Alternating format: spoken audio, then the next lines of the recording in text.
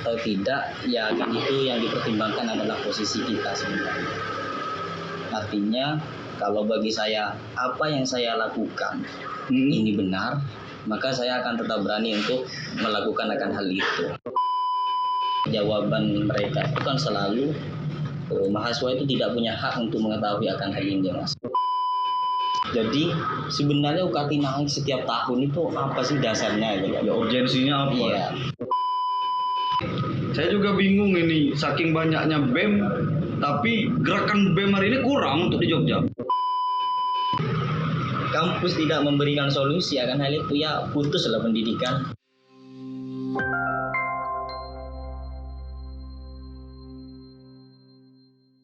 Baik, Assalamualaikum warahmatullahi wabarakatuh. Waalaikumsalam warahmatullahi wabarakatuh. Alhamdulillah, terima kasih sudah menjawab ya.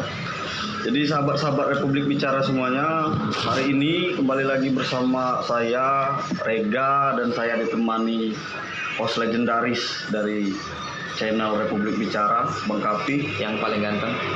Enggak Pak, jangan istighfar Pak, istighfar dulu. Jangan mendeklarasikan Anda paling ganteng di sini ya.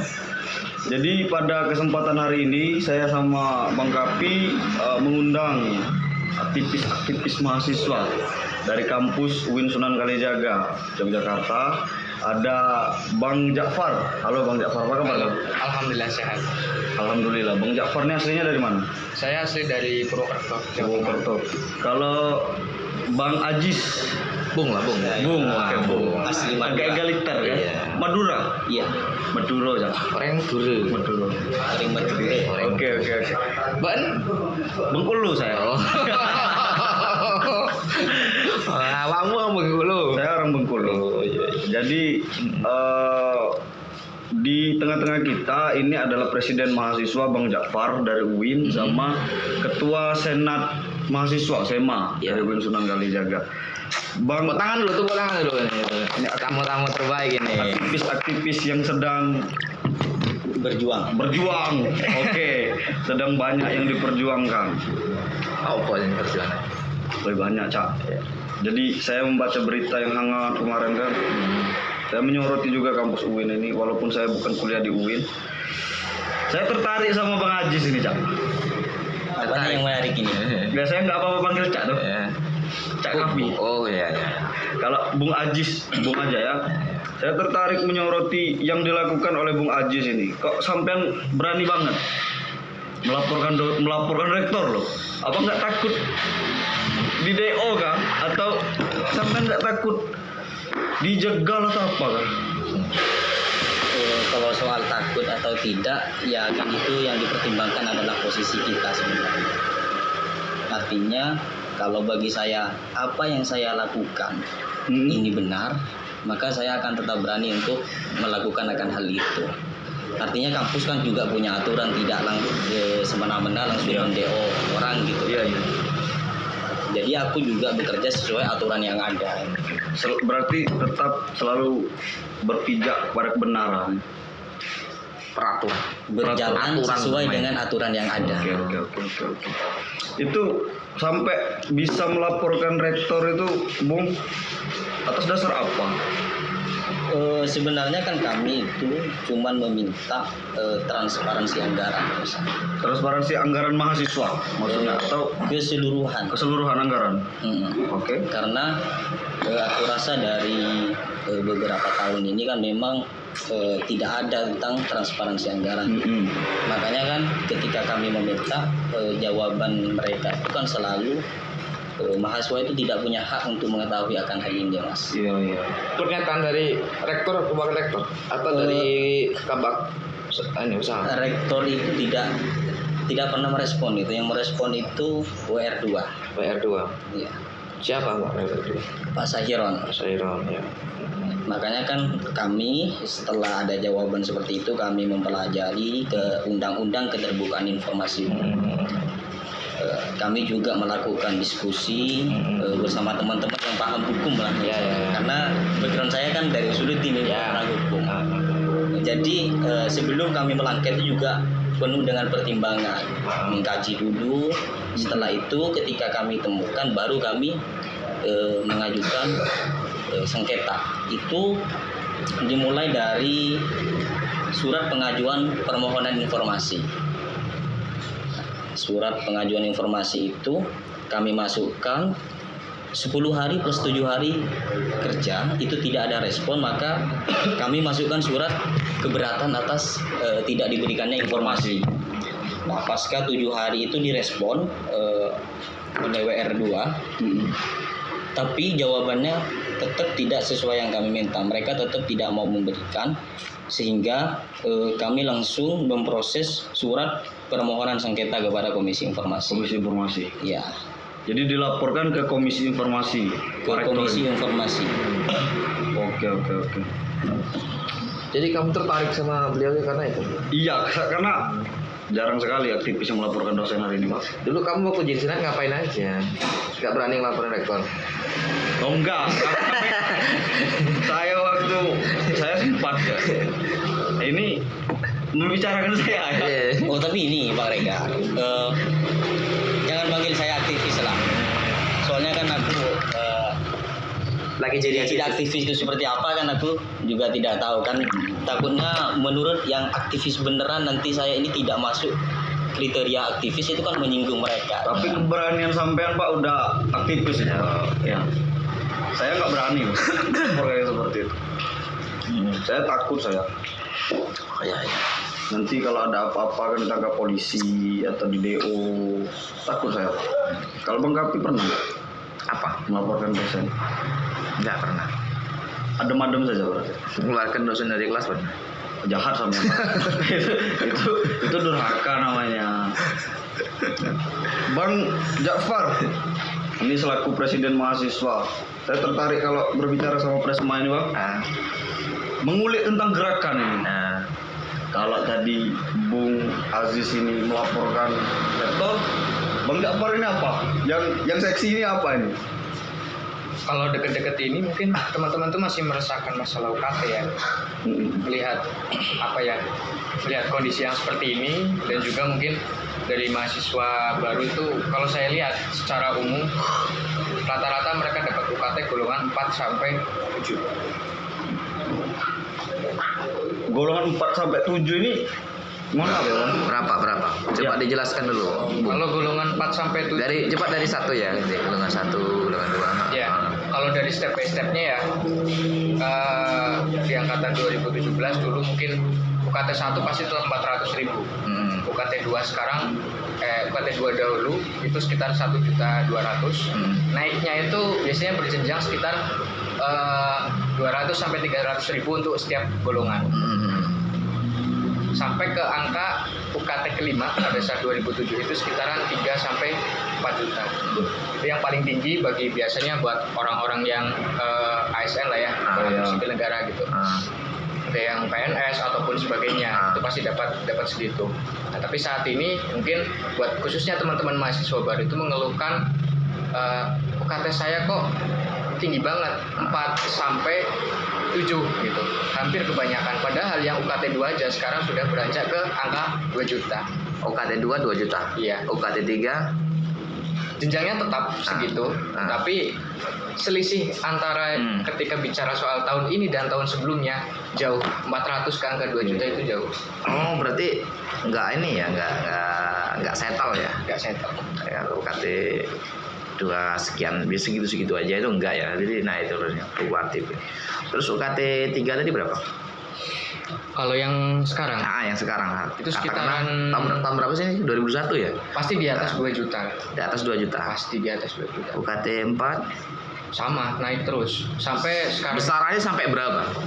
itu biasanya tergantung prodi juga ya. Tergantung prodi. Kalau di prodi saya dulu paling tinggi 3 juta, sekarang sampai 4.500.000. Untuk golongan PNS gitu ya? Iya. UKT 5 UKT 5 bisa dia sekitaran angka itu 3 jutaan. UKT 5 Iya, sekarang 3 juta. hampir 3 juta. Kok turun berarti dia? Oke kan. Enggak turun. Oke. Karena sekarang perbandingan untuk UKT aja sekarang golongan sampai ada 7. Terus Klasifikasinya 7 dan angkanya setiap ini naik. Iya. Berarti itu juga yang menjadi dasar Bung Ajis untuk melaporkan rektor. Salah Iya. satunya adalah permasalahan UKT yang naik. Itu termasuk. Transparansi, ya. Oh iya. Misalnya begini, saya bukan hanya persoalan UKT setiap tahun naik gitu kan. Jadi sebenarnya UKT naik setiap tahun itu apa sih dasarnya gitu? Ya urgensinya apa? Iya. Itu kan perlu Terbuka informasi. dibuka kan. Misalnya di Usuluddin sendiri, aku masuk itu UKT 2 itu baru 1.300.000. 13. Nah, sekarang itu UKT 2 udah 2.200.000 kalau misalnya IAT. 2.300.000. 2.300.000. Oke. Padahal kan begini sebenarnya yang Coba tadi di situ. Anda mempertanyakan dalil hukumnya, dasar hukumnya. Lalu apa yang Anda temukan ketika Anda mencari dasar hukum kenaikan UKT itu? itu kan biasanya tergantung kebutuhan kan. Sedangkan fasilitas aku lihat sama-sama saja gitu kan. Sedangkan UKT terus menaik setiap tahun gitu kan. Padahal ini loh yang menjadi sorotan utama juga. Misalnya di peraturan menteri 2008 itu bahwa UKT itu dibebankan terhadap mahasiswa 2008 ya. Peraturan menteri. sesuai dengan kemampuan mahasiswa atau orang tua yang membiayai ini.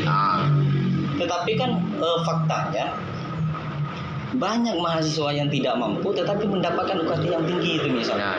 Hari ini menjelang mahasiswa baru, ini banyak mahasiswa yang menghubungi saya bahkan sampai walinya itu kadang.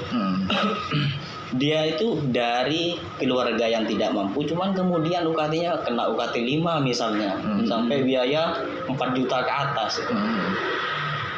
Sedangkan dasar dari UKT itu kan subsidi silang gitu kan. Subsidi silang. Sedangkan mahasiswa itu kan setiap tahun kan hampir 4.000. 4.000 lebih. Yang mendapatkan UKT 1 itu hanya Berapa persen? 5%. 5%. Itu peraturan menteri minimal 5%. Dan itu pun kadang kampus tidak memenuhi itu.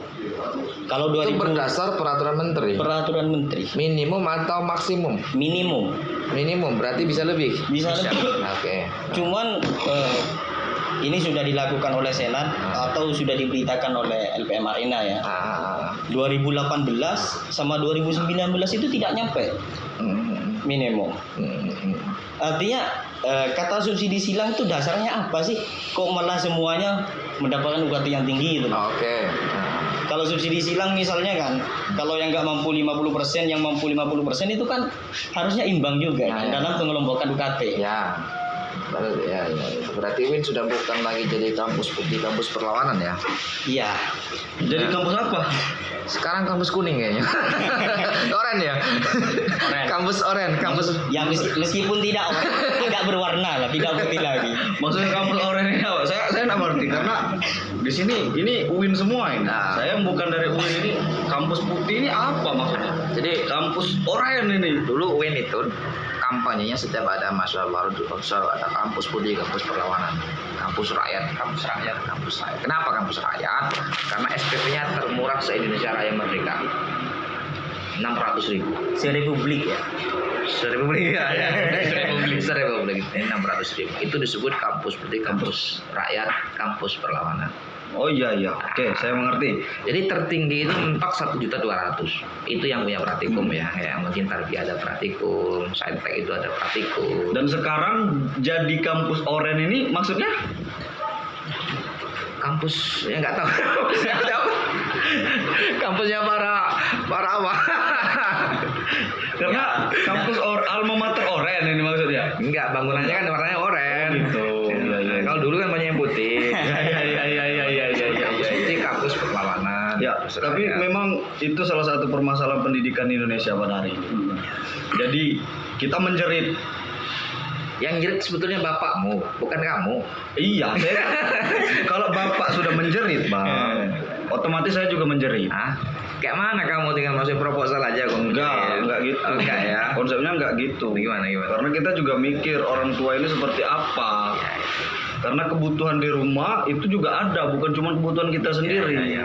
Kalau di rumah sudah macet, otomatis kita juga macet, Pak. Iya. Ya enggak? Jadi ya dengan apa namanya? Pembayaran yang semakin hari semakin tinggi, Nah, ditambah dengan kualitas pendidikan yang seperti itu saja, ini menjadi persoalan bagi ya. pendidikan di Indonesia, kan seperti itu. Betul. Berarti yang sudah masuk pada yang disebut industrialisasi pendidikannya. Industrialisasi Komersialisasi pendidikan. lebih ke kapitalisasi pendidikan benar. Ya itu maksudnya sama aja Bung Vega. Jadi tertinggi ada sampai 8 juta. Ada. Wih. Teknik informatika itu yang UKT 7 8.300.000. Pokoknya itu 8 juta. ODGJ, Pak. Karena kita tidak bisa menyebut ini lagi sekarang. Berarti lebih baik kuliah di UGM daripada di UIN ya? Ya kalau pengen kualitas di UGM aja. Sama-sama segitu ya. Itu ya. Ya kalau ini, kalau kita mempertimbangkan masalah harga dan sebagainya, tak kira itu kan sesuai yang ditetapkan gitu kan. Tapi kalau kita melihat output yang didapatkan, ya kita bisa menilai sendiri lah.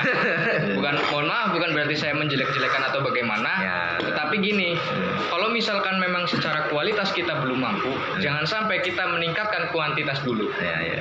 Bagus. Kuliah di Akakom aja, Pak. Teknik informatika Akakom itu berarti di bawah UIN kalau pembayaran. Berapa? 2 juta. Serius. UKT-nya itu sekarang, nah saya tidak paham ini permasalahan UKT di Akakom. Dia pukul rata. Pukul rata. Jadi tidak ada UKT 1, UKT 2, UKT 3, tapi satu UKT. Iya. Ini uang kuliah tetap atau uang kuliah tunggal sih sebenarnya. Jadi 3.700.000 untuk angkatan berapa ya? 2019 ke atas kalau tidak salah. Oke. Karena itu baru juga diberlakukan. Kalau kami angkatan saya itu masih dia SPP tetap sama SPP variabel. Begitu. Jadi sama kalau di Akakom, UKT-nya itu 3.700.000 semuanya. Oh itu kan beda. Kami itu kan istilahnya kan di bawah kementerian, bisa kampusnya itu kampus negeri lah. Makanya kan itu ada bantuan dari negara sehingga ada yang namanya subsidi silang. Kalau Akakom itu kan swasta kan, ada apa biasanya itu Jatuh Dharma ya.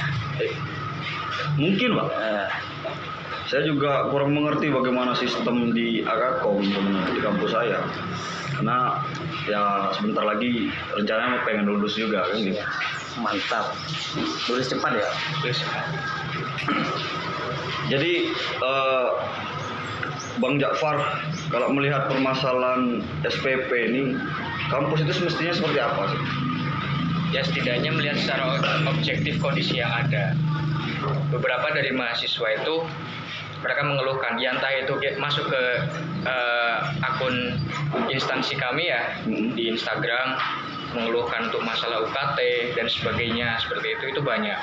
Sampai ada satu orang terakhir kemarin ini, dia mengirimkan rumah yang bertembokkan masih kayu, rajutan apa itu, bambu itu? Ya nyaman jambu. Nyaman bambu. Tagihan listrik hanya 23.000 per bulan. Itu kan murah banget kan ya. Terus masalah tanah dan sebagainya juga dikirimkan semua. Kakak juga dikirimkan, bahwasanya menjelaskan orang tuanya itu bapaknya sebagai wira miskin lah ya. swasta. Surat keterangan miskin dari desa pun ada, tapi digolongkan menjadi UKT dengan nominal 6.700.000. Ini ada masalah apa sebenarnya? Kok bisa kita ini kritik juga ya, sebenarnya kritik terhadap kampus yang tidak bisa melihat secara objektif bagaimana kebutuhan mahasiswa dan kondisi mahasiswa saat ini. Apalagi sekarang ditabrakan dengan kondisi PPKM lah, pandemi kah, dan sebagainya. Ya. Di mana semua sektor perekonomian itu semakin hari semakin menurun. Jadi kawan-kawan ini terpilih jadi Presma dan Senat kapan? Itu di bulan 12 Bulan 12 2020. 2020. Sekarang Tapi kami itu baru dilantik di Februari ya. Februari. Ya. Ini mengacu pada pelantikan atau mengacu pada keterpilihan? Kalau SK-nya. SK-nya Sejak dilantik berarti Februari. Februari. Oke. 1 tahun. 1 tahun. Karena memang ini kan yang dilatih kan kepengurusan ya. Ya. Kepengurusan. Kalau masalah terpilihnya, kita terpilih sejak Desember tersebut. Ya. Kawan-kawan menjadi pemimpin daerah pandemi ya, lebih kurang konteks di Indonesia itu ya. Iya. Kemudian kawan-kawan dihadapkan pada satu kondisi satu pergeseran Bin Sunan Kalijaga dari kampus putih tadi itu menjadi kampus yang mahal ya, kira-kira konteksnya kan itu. Kemudian kawan-kawan sempat berpikir dan mengumpulkan data, tentunya udah dilakukan para pendahulu kalian ya, untuk melakukan pengajian data dan seterusnya, itu sudah dilakukan oleh teman-teman senior di antara teman-teman yang dulu.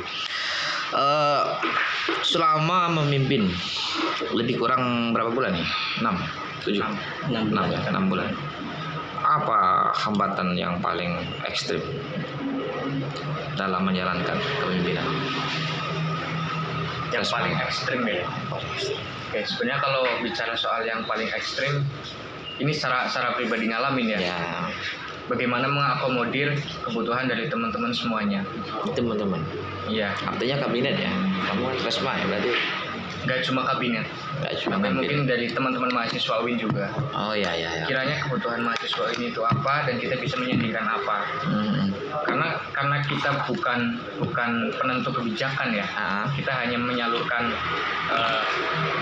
apa yang bisa dijadikan sebagai pertimbangan untuk menentukan kebijakan tersebut. Ya kadang kita dilematisnya di masalah itu. Karena teman-teman mahasiswa itu pengennya seperti ini, tapi tidak bisa direalisasikan secara penuh. Oke.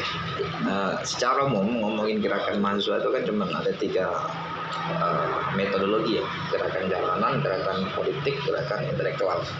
Oke, saya coba mau bertanya pada titik gerakan politik. Teman-teman itu merepresentatifkan dari perwakilan fakultas itu ya, artinya di situ ada dulu istilahnya BEM fakultas ya, sekarang apa sih namanya? Dema ya? Dema. Sekarang istilahnya Dema gitu. Di misi kepemimpinan yang sekarang ini ya, ini kan antara Senat dengan Pemda itu mencoba untuk membangun misi gerakan apa secara politik? Kalau secara politik mungkin saya pribadi dari awal memang ingin teman-teman itu bisa ikut berpartisipasi dalam apapun. Karena itu keinginan pribadi saya, baik itu dari teman-teman mahasiswa umum ataupun dari teman-teman aktivis. Yang aktivis ini bisa yang intra ataupun yang ekstra. Karena ya alhamdulillah dari kita sambung silaturahim itu tetap kita upayakan, baik dari teman-teman yang berada di intra, UKM dan sebagainya, ataupun dari teman-teman yang berada di ekstra. Oke, jadi tujuan politik pertamanya adalah liberasi ya. Liberasi artinya tentang manusia. Oke, kesetaraan, partisipasi. Terus apa lagi? Kalau secara umum itu sih yang ingin kita bangun. Maksudnya biar kita ada gerakan secara kolektif yang memang dilakukan oleh bersama. Bukan hanya menitik beratkan kepada teman-teman yang secara langsung bertanggung jawab atas itu, tapi menjadikan ini adalah tanggung jawab kita bersama. Tanggung jawab bersama. Jadi lebih istilahnya mungkin politik kebangsaan begitu ya. Nah, kira-kira. Pak Senat, ya. Secara aturan hukum atau yuridis, apa yang menjadi kendala? Mungkin sudah. Kalau saya ini kan dari lembaga legislatif Ya. istilahnya, bisa dikatakan sebagai lembaga representatif. Cuman kan posisinya saya ini kan bukan sebagai lembaga representatif kalau prakteknya kan. Karena ya itulah, bagaimana harusnya kan saya ini kan sebagai lembaga representatif harusnya kan misalnya dilibatkan dalam perumusan ini dan lain sebagainya kan. Ya. Artinya bagaimana mungkin saya dapat membawa aspirasi mahasiswa ke dalam kebijakan yang dibuat kalau saya sendiri ya sebagai lembaga representatif tidak diikut sertakan dalam membuat kebijakan. Makanya yang saya upayakan kan sebenarnya dari awal itu sempat saya tulis juga bahwa bagaimana saya ini memperjuangkan agar saya itu juga diberikan kursi dalam merumuskan kebijakan, sehingga kemudian gerakan-gerakan itu yang akan saya bawa itu tidak reaksioner gitu. Tapi sampai hari ini itu belum gol. Belum gol. Iya, sehingga gerakannya tetap reaksioner. Jadi Kebijakan ada dulu baru kita bergerak. ya. Nah, seandainya Senat itu diberikan kursi, sehingga aspirasi dari mahasiswa itu dapat didiskusikan dalam perumusan kebijakan. Ya. Jadi Anda tidak punya positioning di dalam menjalankan keberlangsungan kampus ya. Iya. Hanya di tataran student government-nya ya. Artinya di pola kepemimpinan internal ya. Tetapi dalam konteks kampus secara menyeluruh tidak punya peran dan tidak punya positioning. Termasuk di PESMA juga. Positioning dalam artian apa ini? Kalau dulu positioning politik itu diantaranya ya punya hak memilih rektor, punya hak memilih dekan.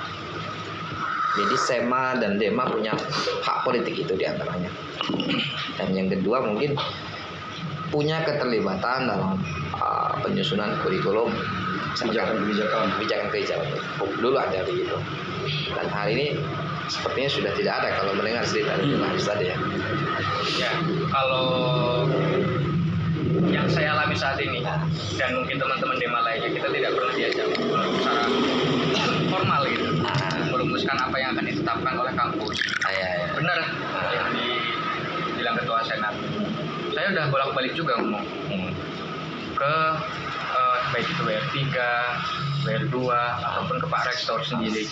Pak, kalau ada apa-apa kebijakan itu setidaknya kita dilibatkan, Pak. Ini bisa dijadikan sebagai pertimbangan secara kondisi dari teman-teman semuanya. Paling tidak Bapak juga tahu, karena memang Bapak saya yakin tidak akan terjun secara langsung. Yang terjun itu kita. Ataupun teman-teman yang berada di fakultas yang lebih konkretnya seperti apa. Tapi sampai saat ini belum.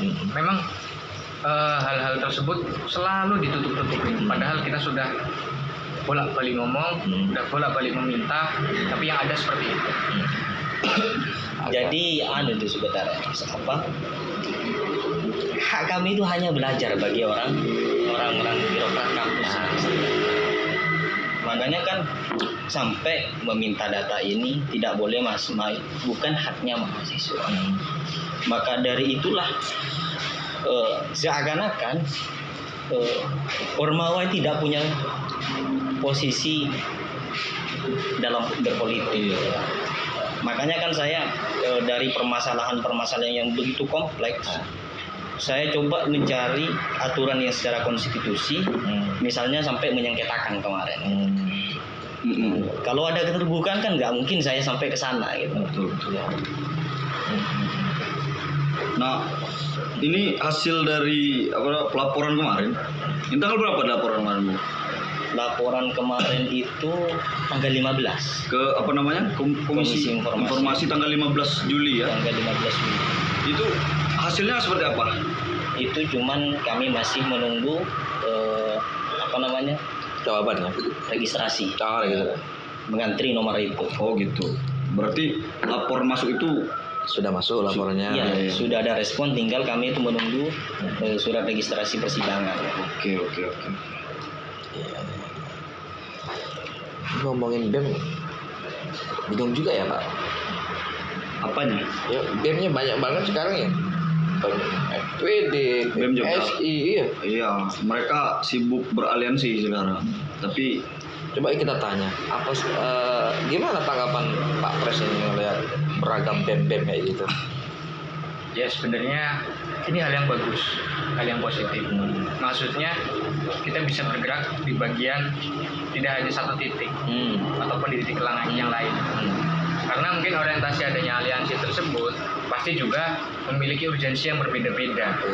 Kalau FBD mungkin berada di tataran daerah, kalau mungkin ada BMS itu bisa seluruh Indonesia ya, ataupun yang lain ada 5 PTKIN juga yang melingkupi teman-teman DEMA seluruh PTKIN yang ada. Ya sebenarnya itu gerakan yang bagus dan pasti memiliki titik fokus yang berbeda-beda. Kalau FBD mungkin lebih kepada kebijakan-kebijakan yang dikeluarkan oleh daerah seperti itu. Kalau di BEMNUS mungkin lebih ke ataupun BMSI itu secara menyeluruh ya, secara menyeluruh kebijakan yang berada di pusat ataupun berada di daerah. Karena memang secara kepengurusan juga terbagi, pusat ada, wilayah ada, daerah ada. Iya. Kalau yang Dema PT KIN lebih fokus Ada biasanya- juga Dema PT ada KIN. Dema PT KIN. Itu mulai sekitar 2019 kalau nggak salah. Banyak banget ya. Ya banget. Kalau UIN masuk kemana ini Pak? Kalau Semuanya. UIN kita nggak masuk di SI. Nggak masuk di BMSI. BMSI kita nggak masuk, kita masuknya di BEMNUS, di FPD, di daerah Yogyakarta, terus sama di Dema PT KIN. Karena kongres-kongres kayak gini banyak. Kemarin juga ada, kan ada BEM PTMI ya, Muhammadiyah, ada apa? PTNU, ada BEM Pesantren. Ya ada juga BEM pesantren. Dan bahkan saya berbicara kemarin, saya sempat melakukan podcast sama BEM Agakom Pak. Jadi ada juga gagasan untuk membuat aliansi baru, BEM STIMIK seluruh Indonesia, STIMIK itu apa? Sekolah Tinggi Manajemen Informatika. Oh. Jadi ini kok banyak sekali kan gitu. Katanya fokus dari BEM STIMIK ini adalah untuk membahas tentang kajian-kajian yang menyangkut teknologi. Berarti ya bisa saya simpulkan selama ini tidak ada kajian teknologi di BEM-BEM yang lain. Kalau membuat baru hanya untuk itu kan gitu. Saya juga bingung ini, saking banyaknya BEM tapi gerakan BEM hari ini kurang untuk di Jogja.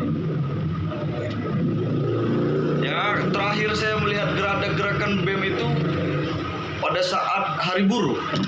Itu pun saya melihatnya hanya ya reksional tadi, hanya seremonial bahkan, hari-hari besar. Dan isu yang diangkat ya sama-sama saja kemudian hilang. Dan seperti itu. Kalau Bung Ajis selaku legislatif ini ada juga aliansi. Ya, agak di lembaga legislatif itu juga ada organisasi nasional ya. Itu dulu terpusat di FL2MI. FL2MI ya. FL2MI. Cuman karena melihat mungkin secara konsentrasi apa yang ingin dicapai itu berbeda, kami di bawah naungan PTKN itu juga ada sejak 2019. Jadi kalau di lembaga legislatif itu hanya dua, ada FL2MI, ada SEMA PTKN, Senat Mahasiswa se-Indonesia yang ada di bawah naungan Kemenak. Berarti itu khusus untuk kampus-kampus negeri yang PTKN. Khusus yang ada di bawah naungan Kemenak ya. Kemenak. Kementerian Agama ya. PTKIN. Oh iya. Nah, UIN tergabung di FL2MI. Dua-duanya tergabung. Dua-duanya tergabung. Melihat juga FL2MI, gerakan FL2MI sekarang ya, Bang Kapi ya. Itu kayaknya pasif banget. Untuk nasional ataupun wilayah. Karena semenjak saya juga kan pernah Terlibat. berproses di legislatif mahasiswa di kampus. Terakhir itu 2019 Munas Musyawarah Nasional level 2MI yang ada nampaknya level 2MI. Kemudian kalau untuk di Jogja Muswil, Musyawarah Wilayah, itu kebetulan di kampus kami musyawarah wilayahnya. Nah, sejauh itu tidak ada gerakan-gerakan yang dilakukan oleh FL2MI. Kalau melihat situasi nasional pada hari ini, banyak sekali yang seharusnya FL2MI terlibat. Omnibus Law misal. Ya kan fokus legislatif ini juga menyoroti parlemen. Omnibus Law, Undang-Undang KPK, banyak peraturan-peraturan yang lain. Tapi kemana sih FL2MI? Memang iya itu kan permasalahannya kalau di lembaga legislatif. Kalau di BEM saya kurang tahu soalnya bukan bidang saya di sana kan. Tapi sejauh ini memang sejak saya masuk itu di lembaga legislatif FL2MI maupun SEMA PTKIN itu memang belum ada gerakan sama sekali. Itu. Iya. Jadi bisa direkan mati sore lah. Mati sore. Paling ada cuman sekedar rakernas. Itu pun kadang ada. Alasannya apa? Menurutmu apa?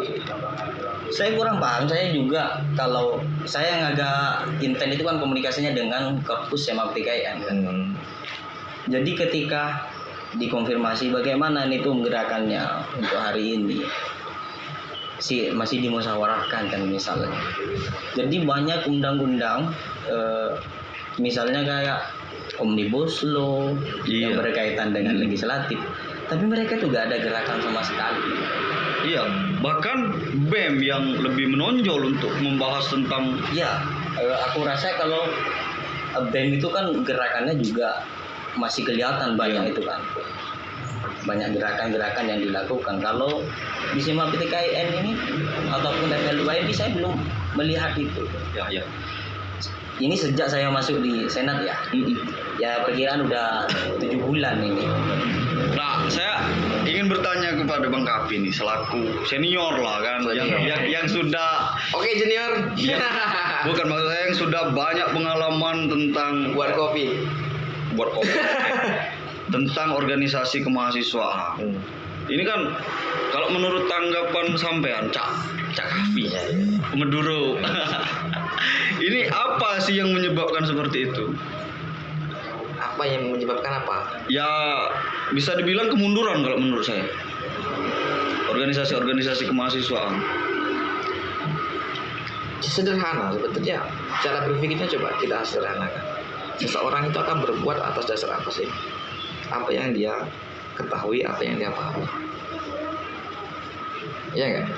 Oke, berarti Landasan teorinya itu di situ. ya oke. Jadi orang itu mau berbuat sepanjang dia tahu paham, maka dia akan berbuat. Nah pertanyaannya apa yang dipahami teman-teman mahasiswa? Itu pertanyaannya. Oke, Bang, memang kompleksitas persoalan itu luar biasa. Artinya hari ini kita belum tuntas mengadvokasi A, besok itu sudah lahir B, besok itu lahir C, besok lagi lahir D dan seterusnya. Oke, itu persoalan. Itu problem juga yang menjadikan kebingungan teman-teman mungkin senat ataupun BEM dalam memfokuskan di antara sekian banyak isu kan kira-kira itu ya. Karena kita tidak bisa menganggap satu sama lain itu ringan atau enteng karena pada akhirnya semua itu menjadi persoalan. Tetapi karena disibukkan untuk mempertimbangkan itu masalah itu berat dan semuanya harus dipikul sehingga waktunya habis untuk mempertimbangkan. Totalitas dalam bentuk kajian, totalitas dalam bentuk perlawanan di model audiensi, dari model diplomasi dan seterusnya menjadi sangat kecil ruang-ruang itu. Itu kalau sederhananya begitu. Iya. Masif aja. Nah, apalagi di bawah pandemi ada satu kesempatan bersama kan bagi pihak-pihak yang berkepentingan untuk melakukan rekayasa politik yang sedemikian. Ya, misalkan adanya peningkatan komersialisasi pendidikan. Oh iya Pak.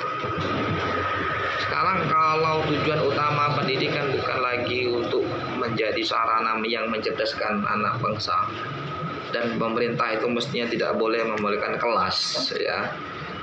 Kan pendidikan untuk semua kalangan, bukan hanya mereka kalangan anaknya ASN, mereka kalangan anaknya petani, mereka enggak dong, enggak begitu harusnya. Kalau kita mengacu pada Undang-Undang 33 ayat 123, negara kan menjamin. Nah, apalagi kalau kita kembali pada pernyataan siapa namanya? Siapa? Yang ini UST Ki Hajar Dewantara. Ki Hajar Dewantara. Pendidikan itu kan harus memiliki nilai-nilai humanity, nation state, kemudian juga harus memiliki nilai-nilai religius. Prinsip dasarnya kan di situ.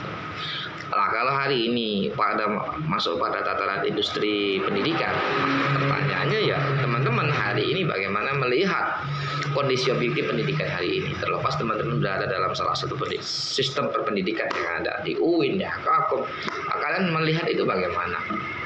Nanti di situ kan dibedakan kelas ini, kelas swasta, ini kelas negeri, ya kira-kira begitu. Kelas swasta penyerapan dana kampusnya kecil, negeri penyerapan uang pemerintahnya besar. Tapi yang satu menjadi hak milik pribadi, yang satu menjadi hak milik kelompok. kan kira-kira begitu karena nggak di dalam kampus pasti ada kelompok-kelompok yang terjadi. Nah, kembali pada pertanyaan mendasarnya, apa yang kita pahami, apa yang kita ketahui. Anda akan menjalankan atau melakukan sesuatu itu sebatas dia tahu paham. Tahu dan paham akan melahirkan yang disebut sebuah keyakinan. Oke, kita mampu. Kita gerakkan. Nah, contoh ya sudah saya kira banyak kali ya. Realitas yang harus diselesaikan adalah realitas maya dan realitas asli ya. Asli artinya realitas real gitu ya. Dua konteks ini adalah acara bagaimana teman-teman melakukan agitasi propaganda media, propaganda wacana, propaganda isu. Lah, ketika mahasiswa tidak punya sikap dan wacana, itu kan kita mengandaikan bahwa hari ini Indonesia dalam situasi yang baik-baik saja, kan begitu? Ya. Termasuk saya mau tanya ini ke Resma. Menurut Pak Pres, apa dampak PPKM darurat terhadap mahasiswa Wisnu Jaga yang tinggal di Jogja ataupun yang tinggal di luar Jogja?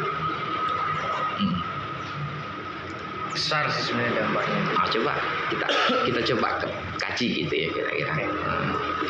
Jelas kalau yang berada di Jogja itu ibarat kata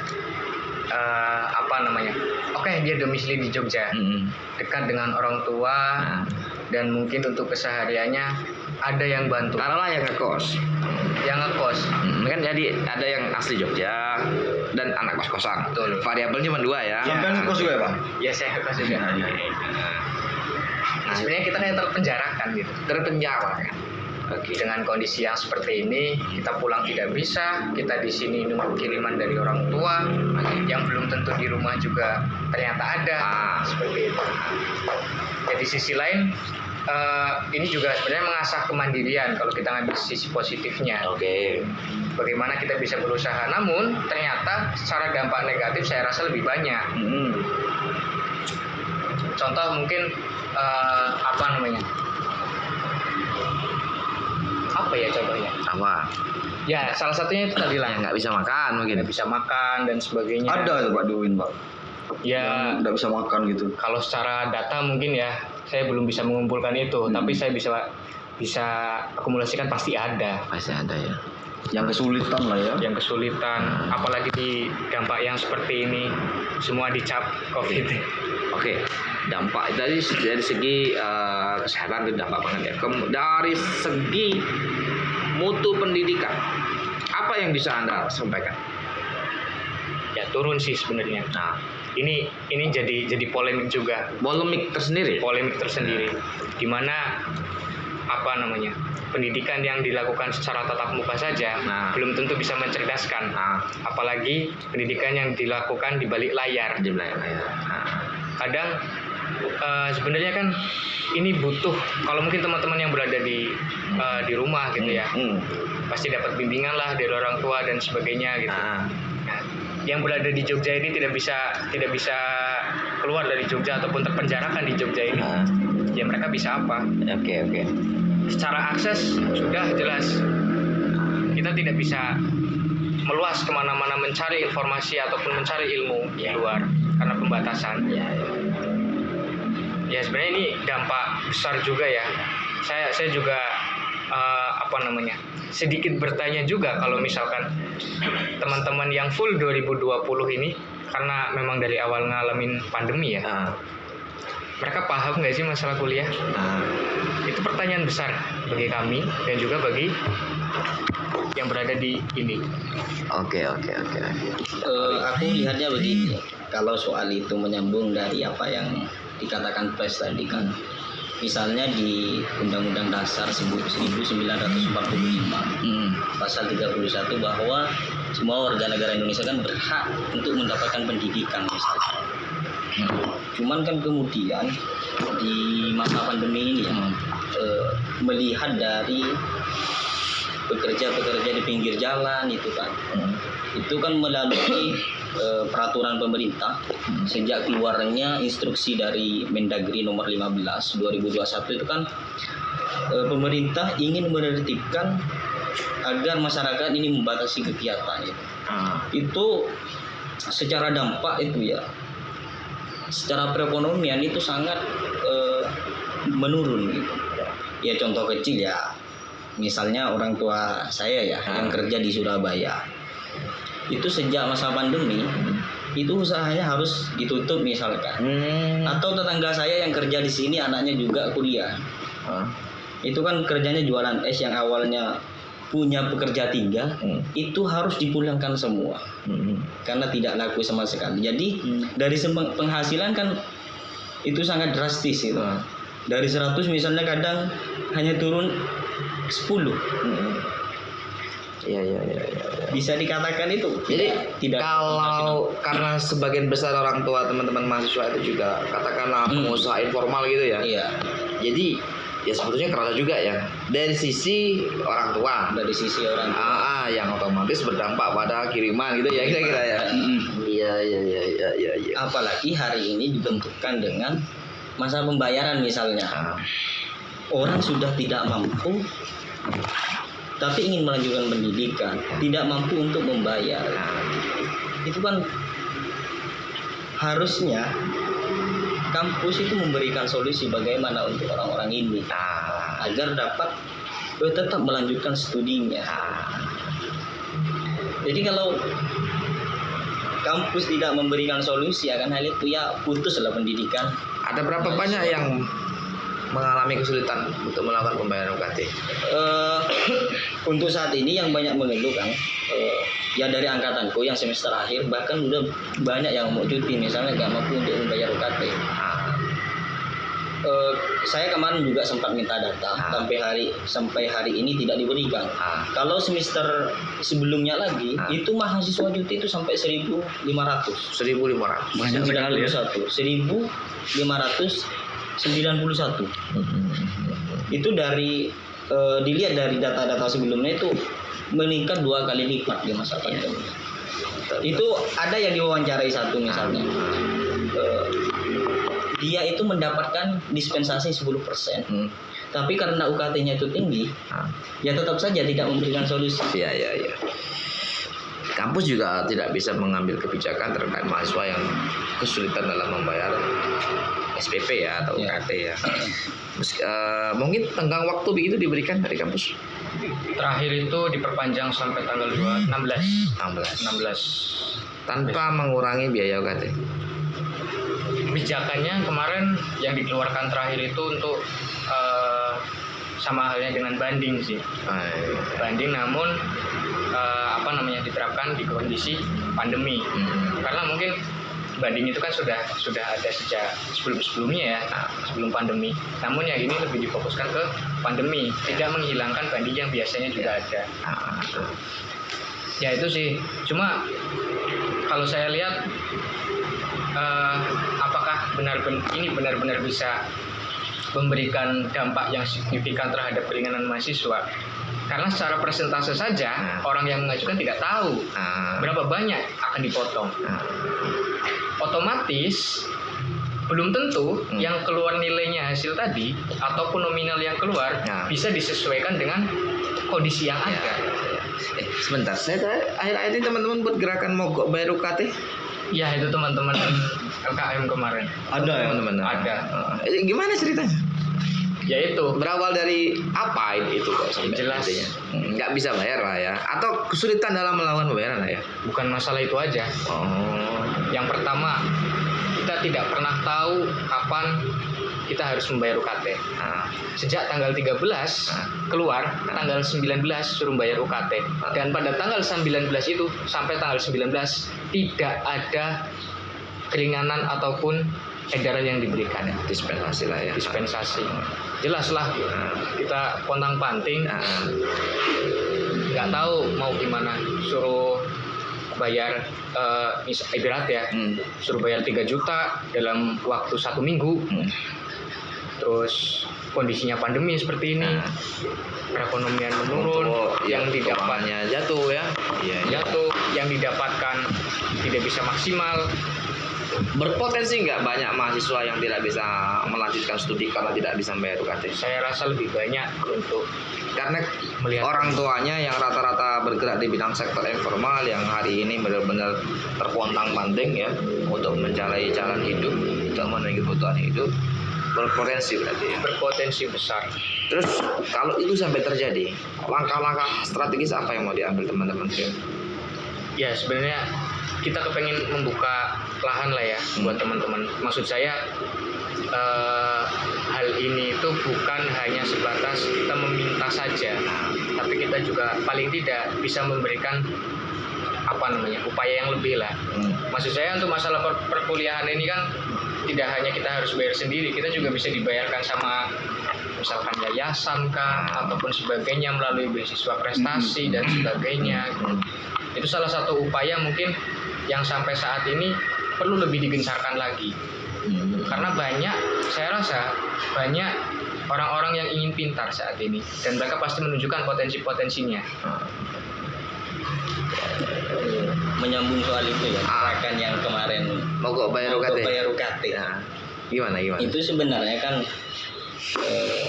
pada 2020 Kemenag itu mengeluarkan KMA nomor 81 itu bahwa kampus itu dapat memberikan keringanan dan itu berlaku 2 semester. 2 semester. 2 semester. Oh, iya. Semester kemarin dan semester sekarang. Ya.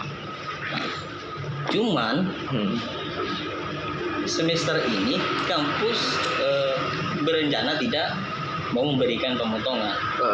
Nah, makanya kan kemudian sedangkan acuan sudah ada jalannya untuk memberikan potongan, sudah ada acuan dari KMK, tapi kampus tidak mau memberikan itu. Apalagi ya pada saat itu surat tentang pembayaran UKT itu keluar dalam jangka waktu hanya 1 minggu. Ya. 10 hari lah ya, Pres. Enggak, 13 sampai 19, 6 hari itu. Ya. Sehingga kan kemudian apalagi ya surat jadwal pembayaran UKT itu lebih dulu keluar daripada kalender akademik.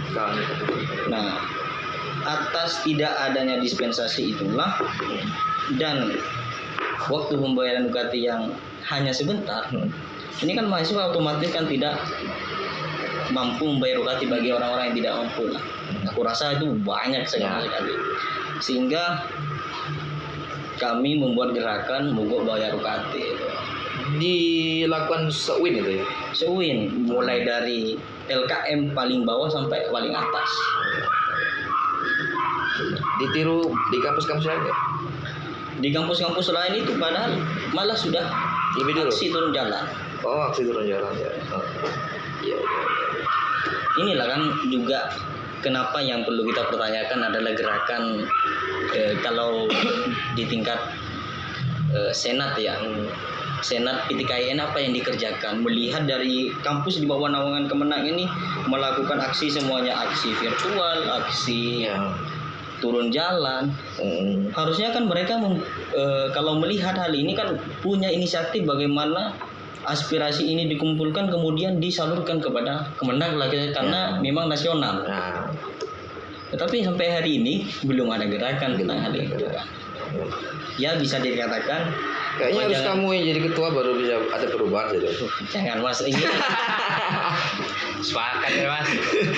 bukan persoalan apa nih kan saya juga dari golongan orang miskin ya. Nggak mampu bayar UKT. Itu kan sarannya juga harus tidak boleh lulus ya. Iya. Jadi beragam polemik dan persoalan yang dihadapi teman-teman mahasiswa ya. Bung Rega, kamu kayaknya nggak bisa bayar SPP juga ya? Iya, Pak. Hah? Nggak bisa bayar kos juga ya? Ya sulit, Pak. Sulit ya. Makan sehari 2 kali ya? Sekali. Sekali ya. Sekarang ya begitulah. Itu pun numpang. Jadi memang susah kita di masa COVID ini, COVID-19 yang nggak berhenti ini. Dan ini Maret 2020 kalau nggak salah. Mulai serba online ini. Jadi sampai sekarang, nah kalau di kami itu Pak, itu ada pemotongan tapi ya kecil juga, 200.000 pemotongan pembayaran.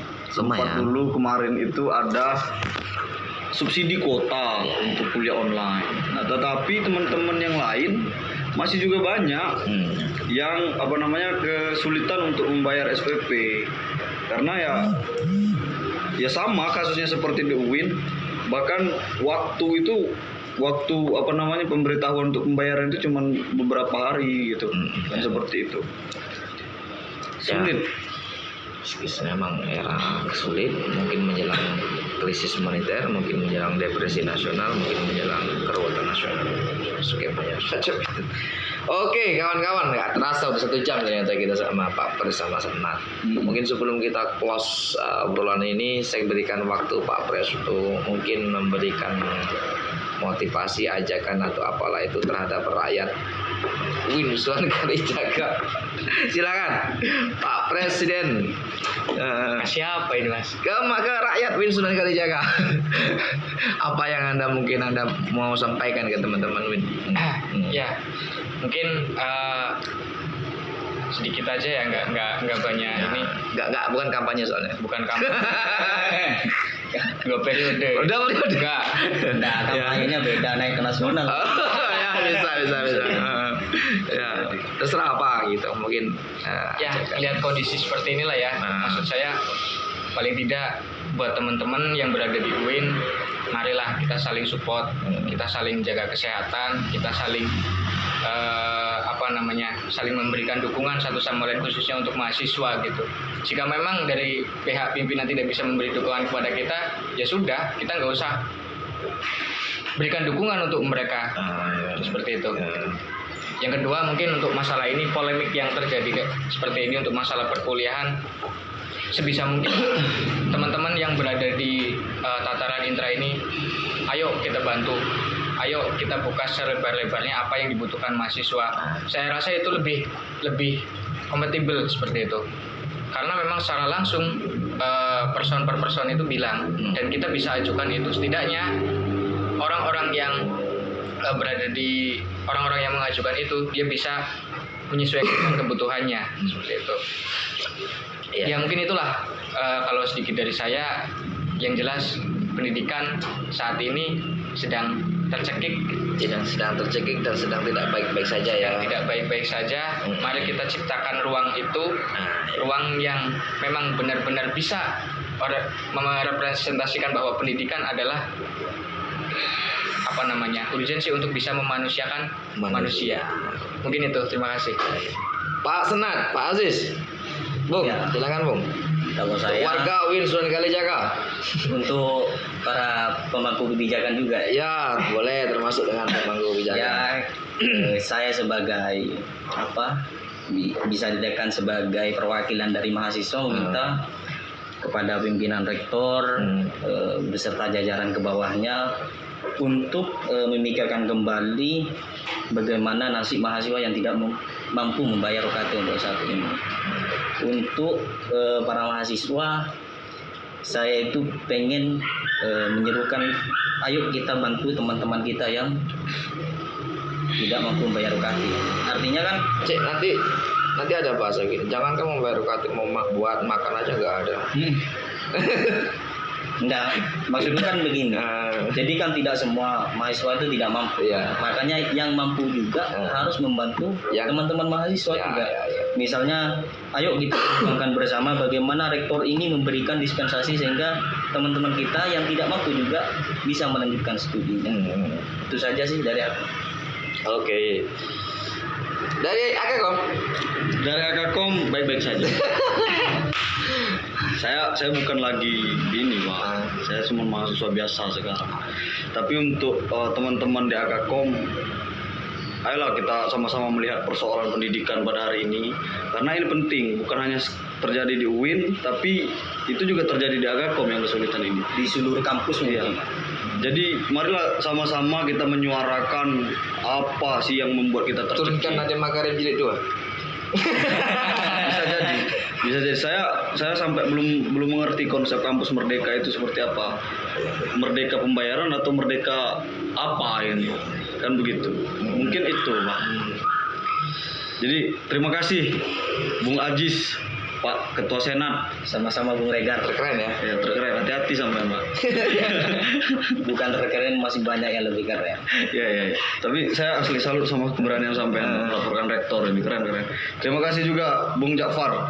Sekali lagi terima kasih juga kepada sahabat-sahabat Republik Bicara telah menonton video ini. Tetap dukung channel Republik Bicara dengan cara subscribe, komen serta like Kemudian kalau suka banget dengan video-video Republik Bicara, silakan share video-video kami. Semoga video ini dapat memberikan informasi yang bisa dikonsumsi untuk banyak orang lah. Mungkin itu. Terima kasih sekali lagi Pak Ja'far sama Pak Aziz. Ketemu di session-session yang lebih news, Yang lebih seksi. lebih seksi. Ini pada tahap perkenalan aja ya. Oke, betul. Perkenalan. Nanti kalau sampai sudah tangkap polisi Pak, kita undang. Progresnya di dalam penjara. Iya. Zoom. Iya. Terima kasih. Saya akhiri. Wassalamualaikum warahmatullahi wabarakatuh. Waalaikumsalam warahmatullahi wabarakatuh.